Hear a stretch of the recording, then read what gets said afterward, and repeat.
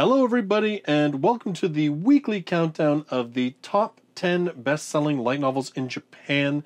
This covering the week of October the 30th to November 5th of 2017.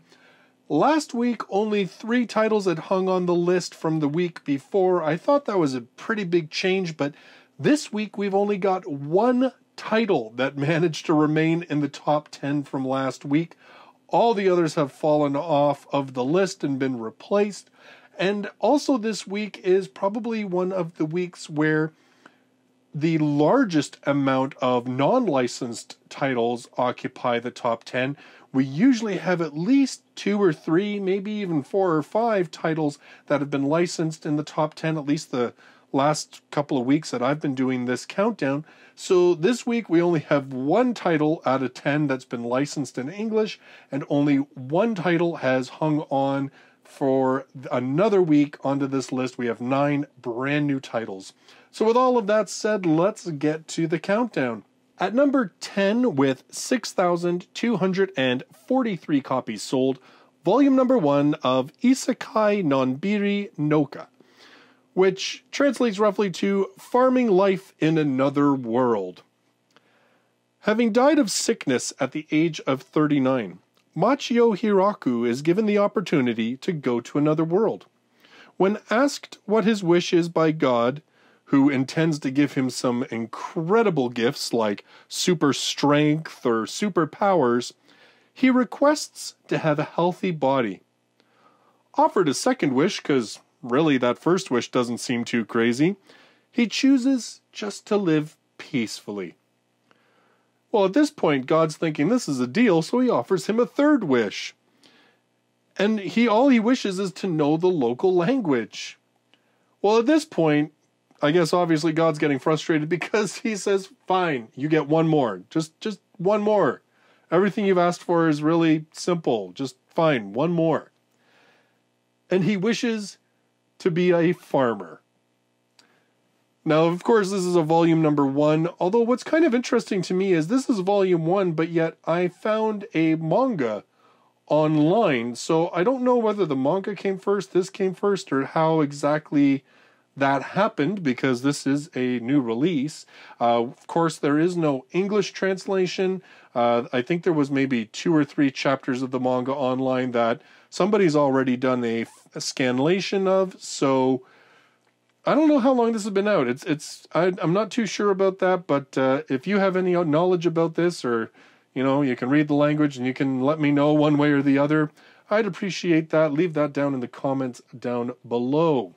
At number 9, with 6,432 copies sold, another brand new volume number 1, and that is Sentouin Hakenshimasu, which is Combatants Will Be Dispatched. Now this one is actually quite notable because it is the brand new book from the author of Konosuba. So it'll be interesting to see what the reaction of fans is on this one, whether this book has that same sort of blend of humor and self-awareness, or what exactly it is. A grunt of an evil organization was ordered by his boss. Combatant number 6, you are to be dispatched out to another planet via a teleportation device in order to find a habitable world that can save mankind from the brink of overpopulation. If you succeed, you will earn a high rank among us.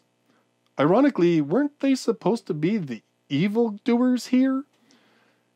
No, I want a raise.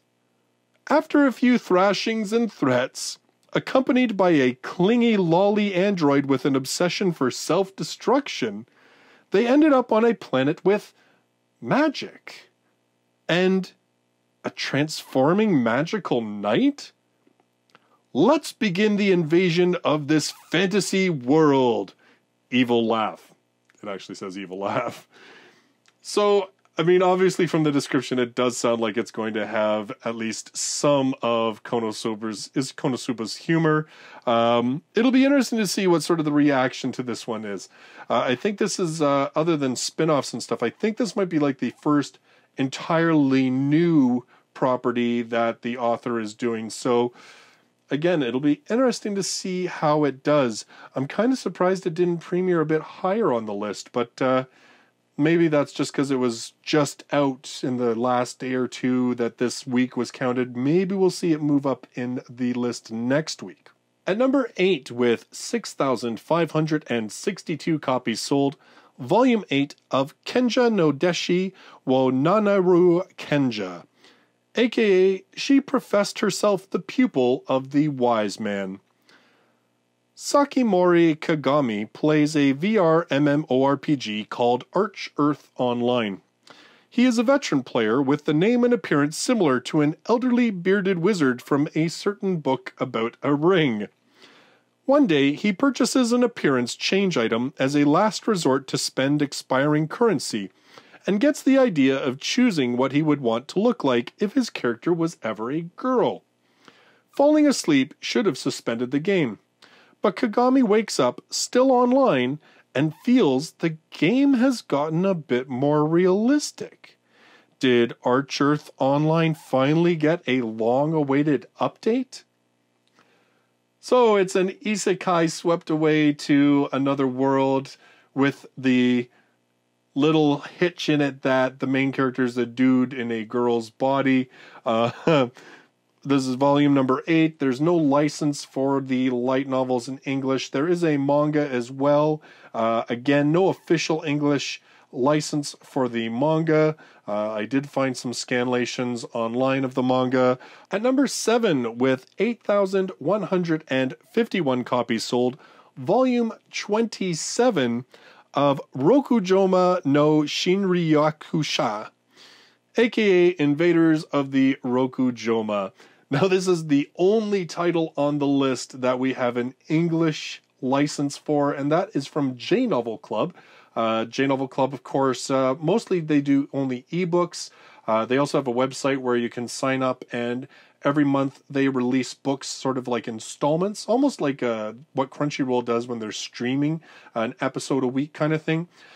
So with Rokujouma, what they've done is you can buy up to volume 7.5, so I guess 7.5 is like a side issue. So basically 8 books of Rokujouma are currently complete volume available via ebook on, well, just about any site you can buy them from.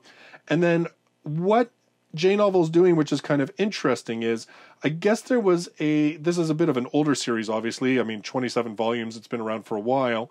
I guess what J Novel Club is doing is that they actually hired the guy who was most well known for his fan translations of this series to continue to translate the series. And so on their website, if you've read the fan translation up to a certain point, they are picking up from where the fan translations left off, and they're actively putting those out on their website. And then if you're brand new to the series and you've never ever read it, you can buy the completed ebooks until it all kind of gets caught up. So it's kind of weird that they're basically simultaneously putting out the very beginning of the series and the very most recent volumes of the series, but obviously it's very cool for fans that have kept up with the translations, and again, like, they're reading still the translation work of that same person.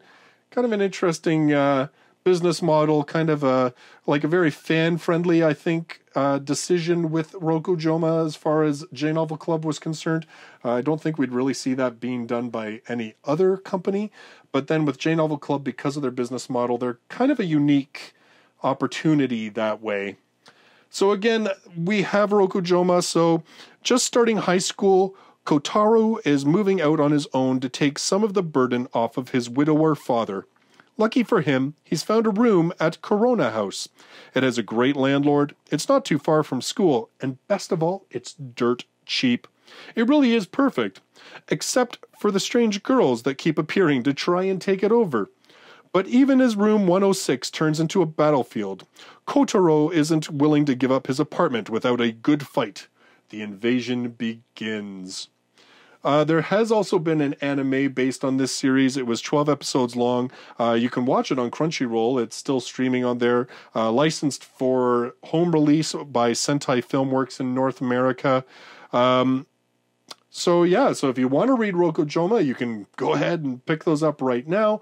And like I said, if you want to check out the anime, it's available currently on Crunchyroll. At number 6, with 10,360 copies sold, it's the latest volume of Shonen Onmyoji. Now again, this series isn't typically numbered, they just have sort of subtitles. I guess I should have looked to see which one this is, but funny enough, the last volume of this series was on the list just a couple months ago, so I guess the author pumps these out pretty quick. The series is set in the Heian era. Abe no Masahiro is the grandson of the great Onmyoji, Abe no Seimei.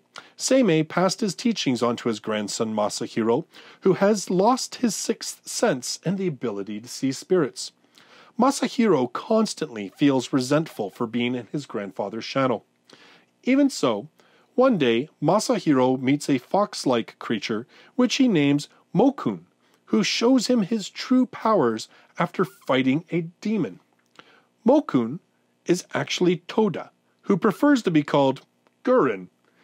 He is one of the 12 Shikigami called the Shinsho, who have pledged their loyalty to Seimei and is now helping Masahiro surpass his grandfather.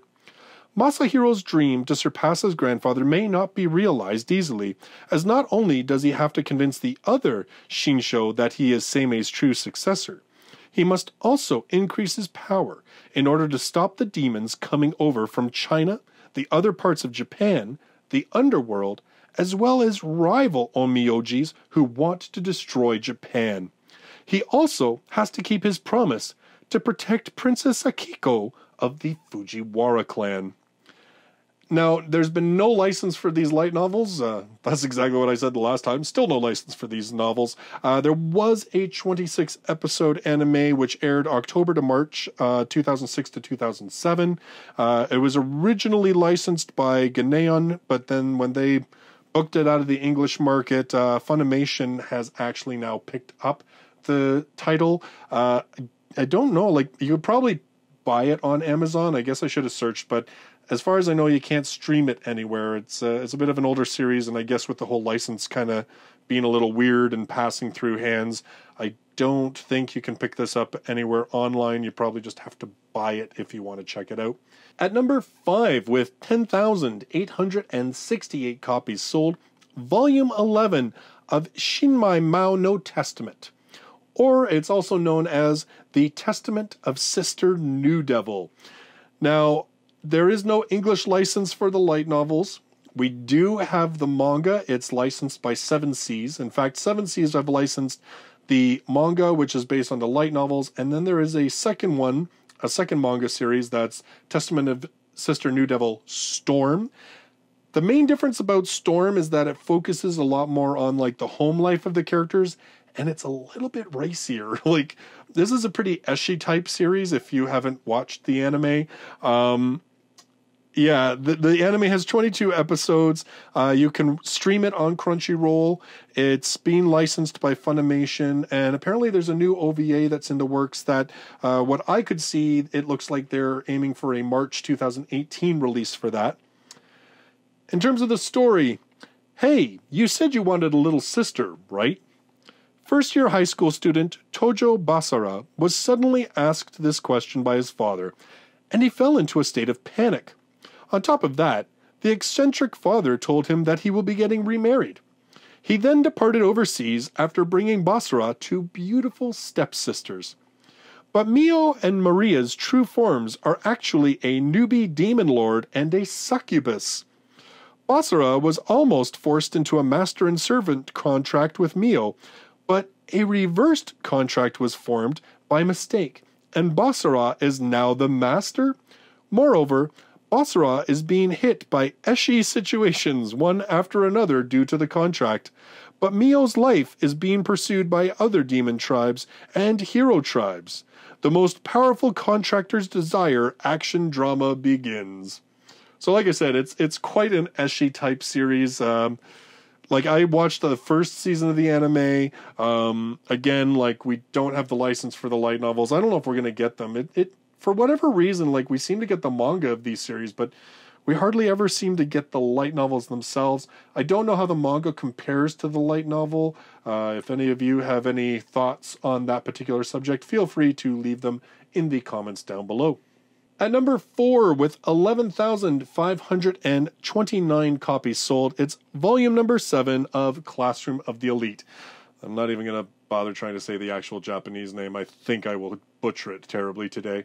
In any case, this is the one and only title left from last week. It was number 1 last week on the list, now dropping down to number 4. As we discussed last week, there is a 12-episode anime which just finished airing in September of 2017. You can stream it on Crunchyroll. It covered approximately volumes 1 to 3, then apparently used some material from like a side volume, which was volume 4.5. A lot of you have said in the comments down on last week's video that there was quite a bit of material that was cut and altered for the anime from the light novels. Again, though, we have no license for the light novels. I really am wondering if that's going to change. Anime New York City is coming up very, very soon, that New York convention. And pretty much all the publishers have promised that there will be licensing announcements. So hopefully there will be some light novel announcements coming in the next week or two. And I wouldn't be surprised to see this title, given the intense popularity that it's had in Japan, particularly since the anime released. So we will see what ends up happening, hopefully soon. At number 3, with 14,434 copies sold, volume number 4 of Yoheiden no Ryoriban, aka Cook of the Mercenary Corp.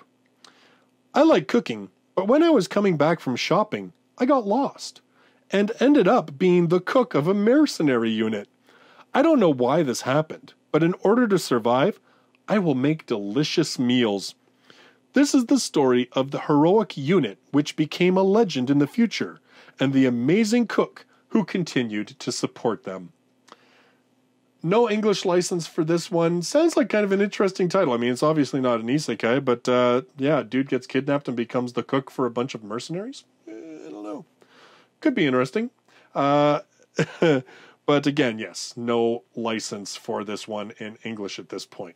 At number 2, with 16,273 copies sold, Kokuhaku Yoku Renshu. Now, this is the latest volume of that Confessions series that are based on Honeyworks Vocaloid songs. Their last volume was actually on the list for several weeks, just like a month or two ago. I don't think it was even 2 months. This is the latest volume. We do not have a license for the light novel series. There have been 2 anime films that have been based on Honeyworks' work and sort of that way tied into these light novels, one of which, the first film, you can stream on Crunchyroll. And then there is a new 6-episode anime coming out. It's titled Our Love Has Always Been 10 Centimeters Apart. And it's also based on Honeyworks' songs. It is coming out on November 24th, and it's going to stream on Crunchyroll. So if you're kind of interested in what stories are evolving out of this music group's works, like I said, you can either watch the first film, which is I've Always Liked You, and then there is this new anime coming out, Our Love Has Always Been 10 Centimeters Apart. Basically, it seems to me like this is just a series. It's set in a high school, and it seems to be like a series of stories about unrequited love, about love confessions, and so it's all kind of tied into that similar theme, and I believe all tied in using sort of the same character pool, like from the same school, but the stories don't necessarily always revolve around the exact same characters, and I don't think there's like an overarching story. I think these are just kind of individual storylines that each book or series tells. Finally, at number 1, with 20,678 copies sold, it is One Piece Mugiwara Stories. So, from what I can tell, this is a set of 9 short stories that were serials which previously appeared in One Piece magazine, which have now been re-edited and recompiled and collected into a book format. Now, of course, there's an 813 episode anime, which is licensed in North America by Funimation. We also have the manga, which all of this is based on, and that's licensed by Viz, and we're getting that released in English as well. Nothing about this particular light novel at this point, although, as I said when I was talking about the Bleach light novel way back, it seems now, Viz does have a tendency to pick up these sort of one-shot type tie-in light novels. I believe One Piece has had other novels as well. I don't think Viz has ever licensed any, but I'm not sure. So it is possible that we might one day see this book, but at the same time, I'm sure Viz is making enough bank off of the manga that maybe they don't really feel the need to license anything more from it. I don't know. But there you go, the popularity of One Piece transcends all media, regardless of what it appears in. And that is your top 10 light novels in Japan for the week of October 30th to November 5th. Again, like I said, huge shift on the list this week. Only the one title, Classroom of the Elite, hanging in there on the list this week. It'll be really interesting to see how many of these titles manage to survive onto the list next week. So if you're brand new to the channel and you love light novels, you should consider subscribing. I do this countdown every single week, as well as reviewing 2 to 3 light novels a week as well. Thank you so much for joining me in this video, and I look forward to seeing you in the next one. Till then, bye-bye for now.